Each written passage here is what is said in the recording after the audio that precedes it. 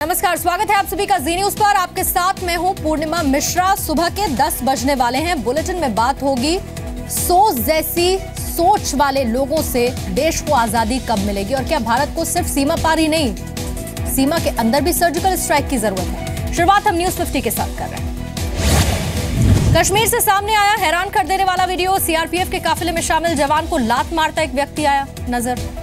कश्मीर पर कांग्रेस नेता और पूर्व केंद्रीय मंत्री सैफुद्दीन सोज का विवादित बयान। कश्मीर समस्या के लिए भारत को जिम्मेदार बताया है।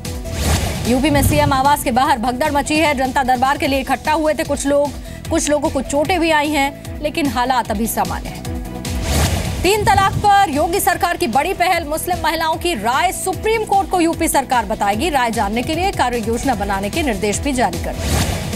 ट्रिपल तलाक को लेकर all India Muslim personal law board का बयान। कहा सरकार ना दे दखल, मुस्लिम समाज खुद मामला हल कर लेगा। पाकिस्तान में फांसी की सजा के खिलाफ 60 दिन में अपील कर सकते हैं कुलभूषण जाधव। पाकिस्तान के रक्षा मंत्री का संसद में बयान।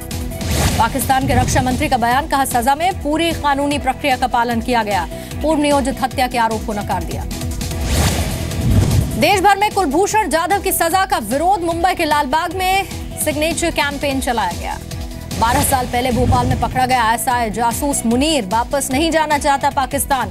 10 महीने पहले खत्म हो चुकी है सजा। पाकिस्तान में बताया जान को खतरा।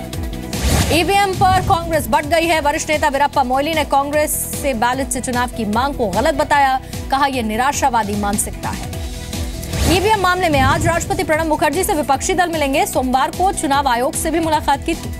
जम्मू कश्मीर के अनंतनाग में लोकसभा उपचुनाव की तारीख बदलने पर कांग्रेस और नेशनल कॉन्फ्रेंस का प्रदर्शन। लोकतंत्र विरोधी नारे लगाए। स्वच्छता को लेकर पीएम नरेंद्र मोदी की जागरूकता दिखी। संसद परिसर में बुक लॉन्च के मौके पर किताब पर लगे रैपर को जेब में रख लिया। खाने की बर्बादी पर सरकार सख्त हुई। होटल और रेस्टोरेंट में थाली में खाने की मात्रा तय कर सकती है सरकार। योगी आदित्यनाथ ने अखिलेश सरकार की समाजवादी पेंशन योजना पर रोक लगा दी। पेंशन लेने वालों की जांच होगी। अखिलेश के बनाए साइकिल ट्रैक पर भी गाज गिरेगी। सड़क में रुकावट बन रहे साइकिल ट्रैक को तोड़ने के आदेश। समाजवादी पार्टी नेता बुक्कल नवाब की मुश्किलें बढ़ेंगी। गोमती में डूबी 54 बीघा जमीन को खुद का बताकर मुआवजा लेने का मामला। राजस्व विभाग को केस दर्ज करने की परमिशन मिली है। अलीगढ़ में बीजेपी यूथ विंग के नेता योगेश वार्ष्णेय का ममता बनर्जी पर विवादित बयान। कहा ममता का सिर लाओ, 11 लाख लेके जाओ।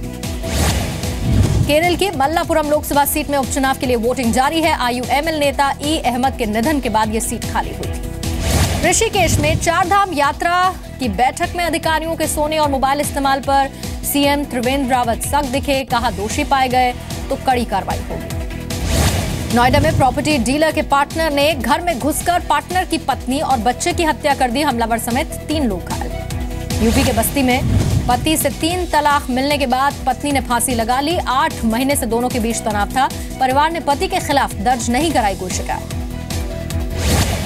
यूपी के परिवहन मंत्री स्वतंत्र देव सिंह ने हापुड़ में ऑफिस का औचक निरीक्षण किया। अधिकारियों में हड़कंप मच गया।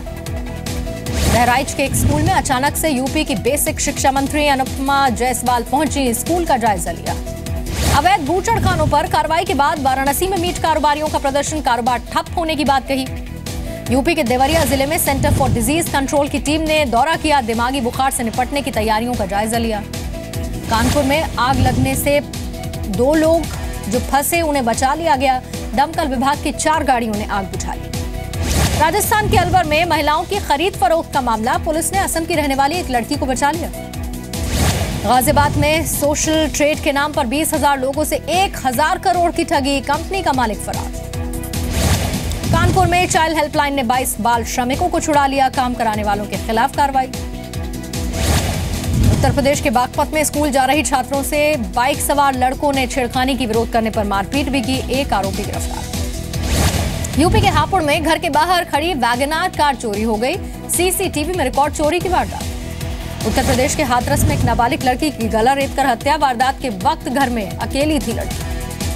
दिल्ली में एमसीडी चुनाव में 5 निर्दलीय प्रत्याशियों को बीजेपी का समर्थन। बीजेपी उम्मीदवारों का नॉमिनेशन रद्द हो गया है।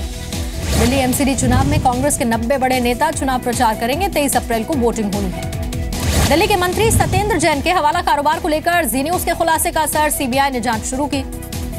मुंबई के भिवंडी में पति ने हथौड़ा मारकर पत्नी की हत्या कर दी। गर्म पानी नहीं देने से पति नाराज था। भोपाल के गोविंदपुरा इलाके की फर्नीचर फैक्ट्री में भीषण आग, लाखों की लकड़ी जल गई। फायर ब्रिगेड की 14 गाड़ियां मौके पर मौजूद। बिहार के दरभंगा में 8वीं की छात्रा से स्कूल के बाहर छेड़छाड़, घटना से नाराज गांव वालों ने स्कूल टीचर्स की पिटाई की।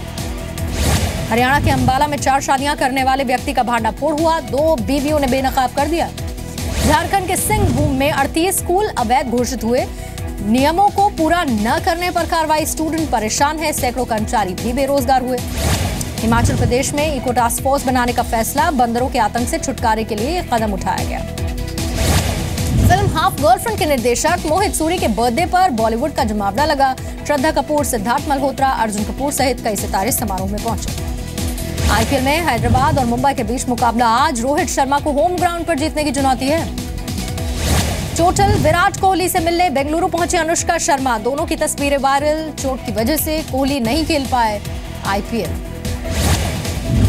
पुणे को हरा दिल्ली ने दर्ज की आईपीएल में अपनी सबसे बड़ी जीत, 97 रनों से हरा दिया। संजू सैमसन ने शतक जड़ा। गुयाना में पाकिस्तान ने सीरीज के आखिरी मुकाबले में वेस्टइंडीज को 6 विकेट से हरा दिया। वनडे सीरीज पर पाकिस्तान का कब्जा।